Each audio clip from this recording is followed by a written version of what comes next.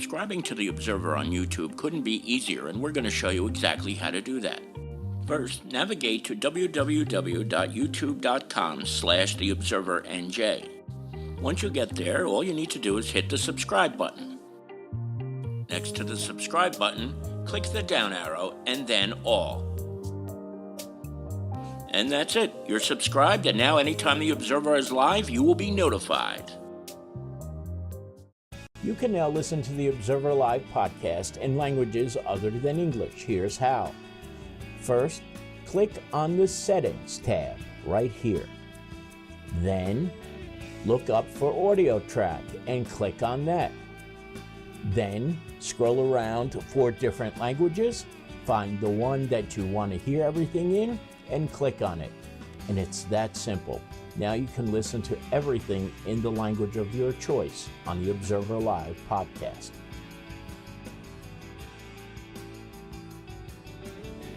Hi again, everybody. It's Kevin Canessa coming to you live from the home studio on this, the 23rd day of June in the year 2026. Sure hope you're enjoying your Tuesdays no matter where it is you are in the country. 70 degrees here in the Northeast. Pretty decent day, so hope you're enjoying it, had a chance to get out and do whatever you needed to do. But as you do each and every Tuesday, welcome me into your home so that I can bring you this week's news. And I want to give you just a complete little rundown of what we're going to cover in today's episode. Of course, we'll start off today by remembering my dear friend Barbara Condon, who died on Sunday. Still can't even begin to imagine that Barbara is gone, but we'll talk a little bit about Barbara and the effect that she had on my life and on the lives of so many people. We will also recap the 2026 Senior Citizens Picnic, which took place last week. And then, believe it or not, it's already time to start talking about the Kearney Public School Uniform Exchange and the school supply drive that goes along with it. I know school just ended, but here we are. It's already time to start turning our attention to the next school year. That's how Jenny Paz operates. So we'll talk a little bit about that. Of course, there is a traffic safety course coming up on Thursday that I'm hoping parents will sign up for, and a produce giveaway also on Thursday that I want to talk to you a little bit about in the broadcast as well. But as I mentioned, we will start today's broadcast off remembering Barbara Condon. I had a missed phone call Sunday afternoon, Sunday night, and that phone call would have informed me that Barbara Condon died on Sunday. And when I woke up on Monday morning, I saw the news from a dear friend of mine who had sent me the word that Barbara died. Father Joe Mancini, the pastor of St. Stephen's Church, announced it on a Facebook post that she had lost her life at a hospital in Albany. And, you know, Barbara was just entered the world of retirement a little bit more than 3 years ago after she sold the Condon Funeral Home, which was on Kearney Avenue, right by the old Sunset Deli. It's now called the Liquor Boss, the most immaculate funeral parlor in Kearney without question. And just a week ago, Melanie Ryan and I were on the campus of St. Stephen's going into Hedges Hall, and somehow we got up on the topic of Barbara and how she used to do just this incredible work in the landscaping of her funeral parlor and also of St. Stephen's Church. And then 1 week later, she's gone. And, you know, it wasn't just a couple of weeks ago that Barbara was sitting right where you are right now from the Adirondacks watching this broadcast. She did everything within her power to watch this broadcast every week so she could keep up with what was going on in her old community. See, even though she moved to the Adirondacks, she had a great affection for this town. She always did. And if you don't mind, I'd like to reminisce about the first time I met Barbara Condon. And this is going back to the summer of 1989, where Tom Antonelli, who many of you know, was somebody who was very important to me in my life when I was a kid. He was like an adopted father. And Tom told Dominic, and he invited Dominic, myself, Mike Emmons, and Josh Humphrey to go to a Mets game out at Shea Stadium. And I still remember they were playing the Montreal Expos. It was the 1989 baseball season, one of the bad ones for the Mets. And not only did we go to the Mets game that day, it was in one of the luxury boxes out in right field. And don't you know, that was also the first time that I had an opportunity to meet Barbara Condon. She was there with her former husband, Mark, at the time. And while most people were inside the luxury box in the air conditioned portion of the luxury box, Barbara was out in the outside with Mike, Josh, Dominic, and me watching the game for the most part in the course of the day. I was 14 years old. Barbara was a little bit older than I was. And we spent the entire day watching the Mets win. They did win that night, that afternoon. It was one of the few times that they did. But here I was at age 14, sitting with Barbara. I had no idea who she was at the time. I later learned that she was running a funeral home in the town of Kearney. You know, when I got older, it didn't really matter, I guess, that much when you're 14 years old, what somebody does for a living. But yet, she spent that day with us, the four of us, four kids who were going through all sorts of hormonal changes and all sorts of wackiness with our crackly voices and wackiness, as it were. And she spent that entire day and that entire game with us out in the un-air conditioned portion of the box at Shea Stadium. And we had just the best time. And from that day on, I knew that I had met somebody special, even at 14. You know, you just know when somebody is a little bit older and they give a teenager the time of day.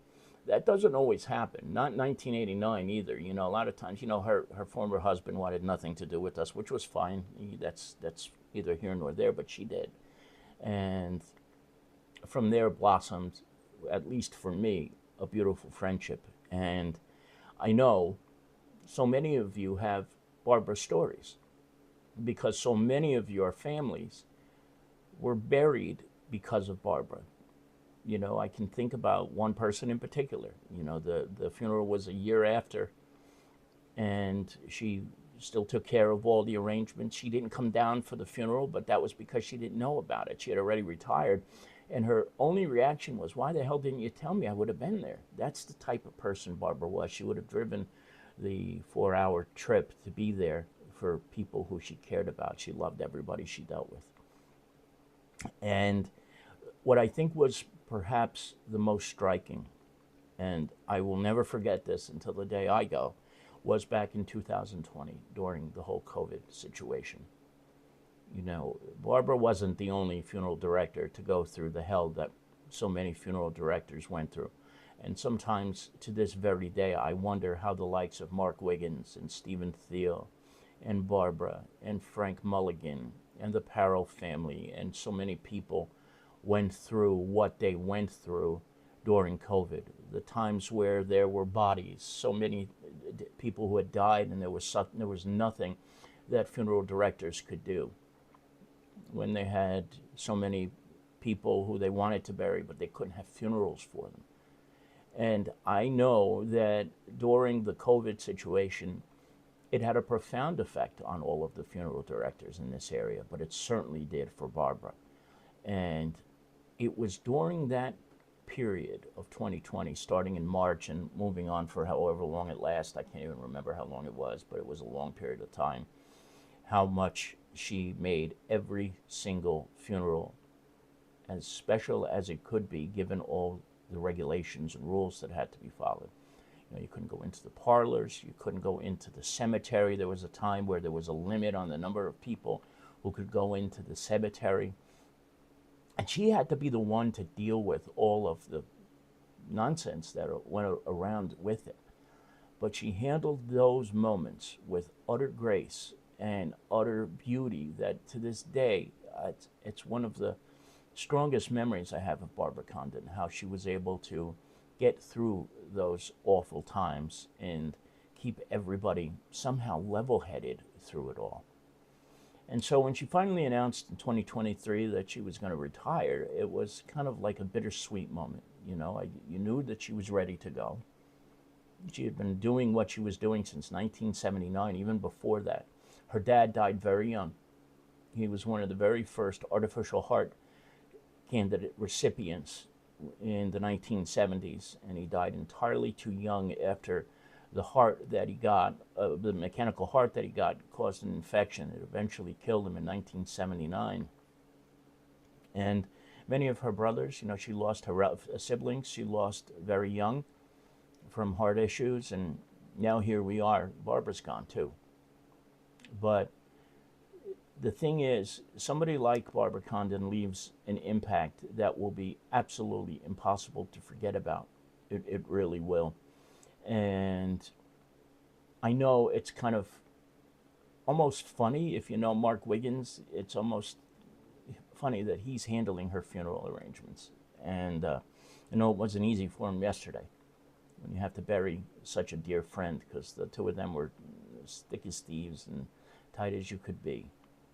And somehow he got through the day yesterday, and he'll get through tomorrow when the wake takes place, and then the funeral mass on Thursday morning over at St. Stephen's. Check ArmitageWiggins.com to find the specific information. The wake is tomorrow, and the mass is on Thursday, but I don't want to give you the wrong times. I think it's 2 to 6, but just check it to be sure. And then 10 o'clock, I think, on Thursday. But double check for me if you can. Barbara Condon was a gem. I miss her already. I miss the fact that when I came on this broadcast every Tuesday, somehow she would pop up in the chat room and say, I made it. She wasn't always there on time because she was out driving people to hospital appointments and doctor's appointments. That's what she did in retirement. The town that she lives in, there were no hospitals. There was no working traffic lights. In fact, the closest hospital was an hour away, but that's what she did in her retirement. She was busy taking people everywhere and making sure they got to do what they needed to do. And now here she is gone. So to all of her friends and to her family, we love you, Barbara. We will miss you tremendously. And I say thank you. Thank you so much for the joy that you brought to this world. It will never be the same without Barbara Condon, gone entirely too soon. Now, before I go on, I want to say hello to a couple of people who are in the chat room, so just give me a second to pull up the chat room. Carol Manley is here with us today. Good afternoon, Carol. Good to see you. Lori Brado is here with us as well. Good to see you. Also, June Hearn is watching with Carol, I'm sure. Hello, birthday girl. Hope you had a great time over the weekend. Larry Hanlon is also here with us. And Melanie Ryan is here as well. Jenny Paz joins us as well. And probably just in time because, as I had mentioned at the beginning of the broadcast, it's time to talk about this already, if you can even believe this. The school year is just ending, but the Kearney Public School Uniform Exchange is coming up. And I want to say this is the 5th year that Jenny's done this, but I could be wrong. Jenny, just drop it in the chat room. There are 3 drop-off locations for uniforms. 2 are for Kearney Public Schools, and 1 is for the charter schools. And they're doing this so that there isn't a mix of different schools and different types of uniforms. So at the Kearney Town Hall, you can drop off your unused or used uniforms to the Kearney Town Hall. That's 402 Kearney Avenue on the side entrance. And also at the soccer post, 256 Kearney Avenue. You can drop off public school uniforms there.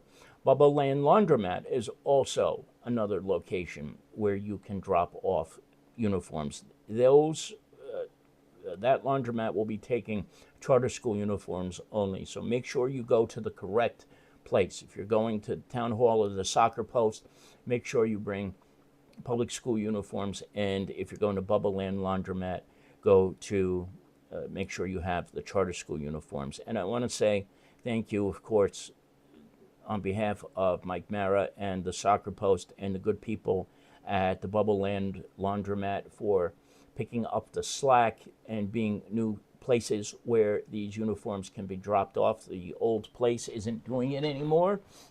I don't want to get into that, but I'm very happy to see that other places picked up the slack. Bubba Land Laundromat at 18 Kearney Avenue, and Mike Mara and the soccer post at 256 Kearney Avenue. And then, of course, you can always count on Town Hall to be one of those locations. And then, of course, in the same realm as the school uniforms, Jenny also collects school supplies, which will be donated to the children of all of the schools. You can see from the list. What you should do is pause this video right now and take a screenshot, or you can take a screenshot right now of what they're looking for. There's so many things here that they need, but if you have them, backpacks, pencils, crayons, notebooks, markers, glue sticks, scissors, index cards. I don't want to just sit here and read all of these off, but you can make those donations as well. There are 3 drop-off locations for those items. The Kearney Fire Station, 109 Midland Avenue, is location number 1. Town Hall, 402 Kearney Avenue, is also another location. And finally, the Kearney Police Department at 237 Laurel Avenue. If you want, you can take a look at the Amazon wish list, and you can buy supplies through Amazon. Again, just freeze this video right now, pause it, and enter that website, that Amazon.com website, and it'll take you directly to the wish list. Jenny has done this for so many years, and it is just nothing short of remarkable what she does. This is a huge, huge undertaking, and she couldn't do it without the people who back her up, like Melanie Ryan and so many others who volunteer on a consistent basis for a year-by-year basis. And so without your generosity, none of this happens. So please, when you have an opportunity, take a look at the school supply list and the school uniform list, and be sure to do something about it. Now, this is from the senior picnic 1 week ago. Tomorrow, the annual picnic at the Doyle Pavilion is always a great afternoon, and they brought it back to the Doyle Pavilion the last couple of years after having it at the VFW 1 year. And I want to say a hearty congratulations to Councilman Theodoropoulos for pulling this off again for the 3rd straight year. This will be the last year he handles the picnic, and he did a fantastic job bringing this all together. I can't imagine how daunting a task this is to be able to do this, and he did. He absolutely did. And there were so many volunteers who helped him, you see the mayor there, chief of the fire and the police department right there. That's Officer Vanessa Sevillano from the Kearney Police Department, the chief's office. You see various other people who were there volunteering. If it's not for the volunteers, none of this happens. So take a look at all these people who, on their own time, were there. A couple of firefighters there, police officers as well, who were there grilling and doing all sorts of work. That's Rick Poplawski, grilling up some cheeseburgers. But it's always a great afternoon. And I don't want to admit this, but I'm a couple of years away from being eligible to attend the Senior Citizens Picnic as a participant, and I don't want to really do that, or I don't want to really admit that, but in a couple of years, that's going to be the case. So always a great afternoon. It's always fun to see so many of the seniors out having a great time and just enjoying themselves. And this is the 35th year, believe it or not, of this picnic. It started out as something very small with Carol Jean Doyle, the mayor now, and former mayor Henry Hill. And look at what it's grown into. And the weather held up. It did rain toward the very end, but I don't think it was only for a couple of minutes. Everybody had a fantastic, fantastic afternoon. So well done, Councilman Theodoropoulos. Well done to all of the volunteers. I was sorry I didn't see Joanne Caratora there. She's usually there every year. I'm not sure what happened there, but normally she's there each and every year. It's a shame she wasn't there because she is super volunteer number 1. But there it is. That was that. Now, this is coming up on Thursday. Very important. If you are a parent, this is something you should be attending.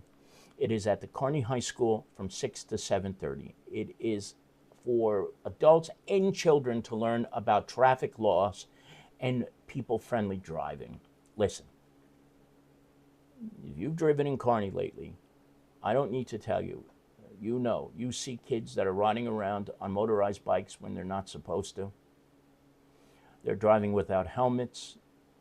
They're doing things going against traffic, all sorts of things. Well, there's a lot of new technology and there's a lot of new laws that are coming into effect on July 1st. And so it is vitally important for parents to attend this event that the Kearney Police Department is putting on Thursday, 6 to 7:30. It's not a long amount of time, but you're going to learn more than you could imagine if you're the parent of a school-age kid who might be using a bike. And a lot of this involves insurance, registration of the vehicles, because this is not a thing where you just get on a bike now and you go. These motorized bikes especially, there are a lot of rules and regulations that need to be followed, including licensure. So make sure, if you have the time, that you head over to Kearney High School on June 25th from 6 to 7:30 and attend this. And if you would, to register, pause this video right now, grab your phone and scan that QR code on the screen so that you can register. I'm sure they'll take you if you do show up without registering, but just register. It'll make things a lot easier. And we thank the Kearney Police Department and the nonprofits that are putting this together. This, of course, is coming up also on Thursday from 2 to 4 p.m. at the Hartung Center on Passaic Avenue. Free produce. Who wouldn't want free produce? If you need it, there's no questions asked. Show up there between 2 and 4 p.m. and you're going to walk away with some free, extraordinarily good produce. This is not the bottom of the line. This is top of the line. This is as fresh as it gets, not leftovers or anything of that nature. And all they ask is that you register. However, you don't have to register. If you can't, or for whatever reason you don't want to, you can also show up. But I will tell you that if you do register, it will make the process go significantly faster. So once again, like I do with everything else, I'll ask you to freeze the video right now, scan that QR code, and just register. And then head on over every other Thursday from 2 to 4 p.m. over at the Hartung Center and come home with a nice haul of fresh produce for you and for your family. No questions will be asked about that. And then finally, this is pretty damn big. The town of Kearney received a $400,000 grant from Robert Wood Johnson Barnabas Health. The $400,000 grant will go to the Kearney Health Department, and I am so grateful, and I'm sure we all should be, to Annie McNair, the health officer, and Councilwoman Mary Trine DeCastro, Mayor Carol Jean Doyle, and the good folks at Robert Wood Johnson for this donation. I don't want to give it away because I want you to pick up this week's newspaper and read how this will help the health department and how it will allow for some of the interns who otherwise would not have had jobs now to remain on board and keeping their jobs and continue to do good things for the Kearney Health Department. Annie is an extraordinary health officer. She's been doing it for 5 years now, I think actually going on 6, and we are extremely fortunate to have her running things, and I want to congratulate her for applying for and getting this grant from the Robert Wood Johnson Barnabas Health Society. Well done. So thank you to them all and to all the people who this will benefit. In the back of the book, of course, there are 2.5 pages of classifieds. Jason Bernstein has 3 sports stories, and coming up in the next couple of weeks, we will have the Athletes of the Year. I'm not going to tell you anything about those because I want it to be a surprise for the kids who are getting the Athletes of the Year. But I will tell you that one of them comes from Lyndhurst High School for the 3rd year in a row. In fact, I think it might be 2 of them, actually. We'll see. But you'll see in the next couple of weeks. And that is it. I want to thank everybody who is here today. I'll go back retro and say hello to everybody. Melanie Ryan is here. Manny Ventoso is here. Lenny Twist is here. Good afternoon, Lenny. Sharon McEwen is here with us. Sharon, good to see you as well. My uncle Mike Slane is here with us from Carlsbad, California. Uncle, it's great to see you and love you. Jenny Paz, who I had mentioned earlier, and Bernadette Antonelli is also here with us as well. And Alyssa Machado is also here. Good to see you, Alyssa. I'm sorry I didn't see you earlier.